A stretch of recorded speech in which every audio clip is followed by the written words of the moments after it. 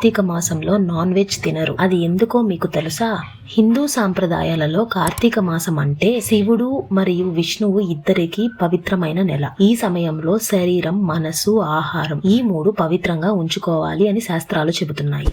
ఈ మాసంలో శివారాధన, దీపదానం, నదీ స్నానం, ఉపవాసం వంటి పూజలు చేస్తారు అందరూ. నాన్ వెజ్ తినడం వల్ల శరీరంలో తామాసిక అంటే అలసిపోవడం, కోపం, క్రూరత ఇలాంటి గుణాలు పెరుగుతాయని చెబుతారు. భక్తి సమయంలో ఇలాంటి గుణాలు తగ్గించి శాంతి, సాత్వికత, నియమం పెంచడమే లక్ష్యం. అలాగే మనకు శివునిపై ఉన్న అంకిత భావం కూడా తెలుపుతుంది. ఇంకా ఆరోగ్యకరంగా చెప్తారు, కార్తీకం అంటే మాన్సూన్ తర్వాత చలికాలం మొదలయ్యే సమయం. ఈ సమయంలో మన బాడీలో జీర్ణశక్తి మారుతుంది. అదే సమయం చాలా జంతువులు లైక్ పక్షులు, చేపలు అండాలు పెట్టే సమయం.